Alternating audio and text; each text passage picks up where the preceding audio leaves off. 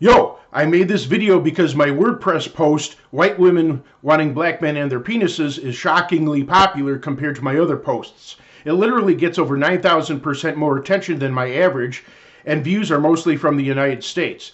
The book To Kill a Mockingbird focuses on a white woman committing adultery with a black man. It was voted America's best loved book and is also the book the United States is best known for. Yet some black bloggers stubbornly insist that America is filled with white supremacy.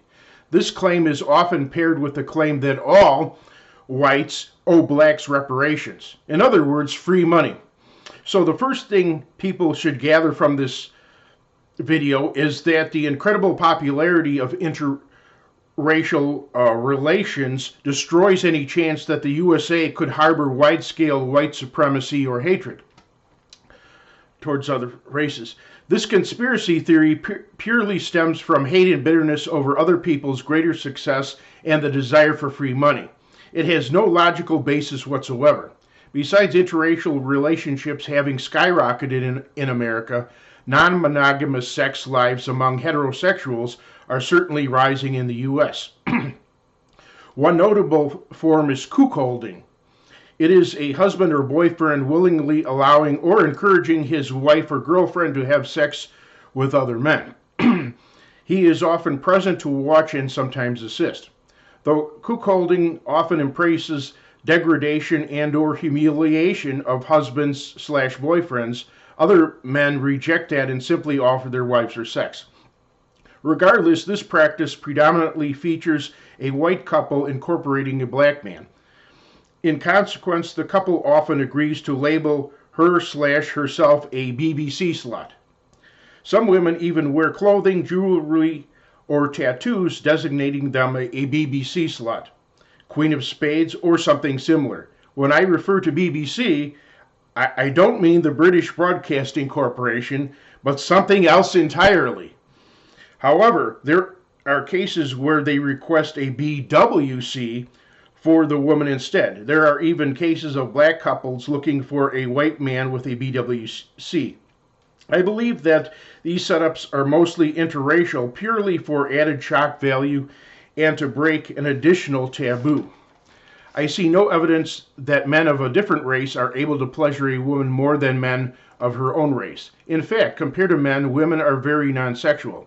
And unlike men, most women are unconcerned about penis size and concern themselves with shopping and childcare instead. The origins of modern cuckolding undoubtedly come from porn, which fetish men persuade their partner to embrace. And our more so-called traditional polygamists and swingers are more open about that today. In fact, someone even had the audacity to advertise a website dedicated to such a lifestyle on a Ben Shapiro video, while Ben publicly opposes such things. Regardless, in all these cases, cuckolding, swinging, polygamy, etc., people must feel very unsatisfied with themselves and think that different sexual practices and partners will fix it. However, before you consider such things, I strongly recommend that you first do everything you can to work on the communication styles and commitment levels within your relationship to make them more compatible, and do whatever you can to find common interests with your significant other.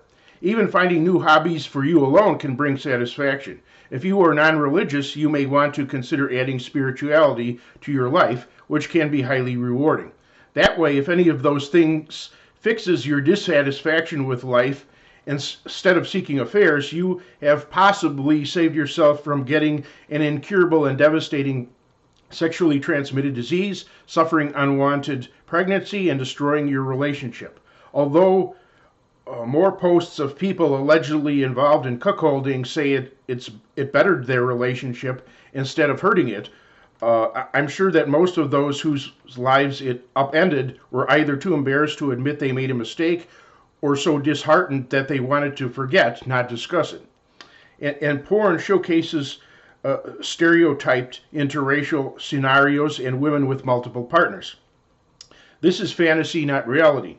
Here's something to consider. In the Jewish Quarterly, Jewish professor Nathan Abrams explained the dominant role of Jews in pornography. For example, a porn star Ron Jeremy and founder of Screw magazine Al Goldstein.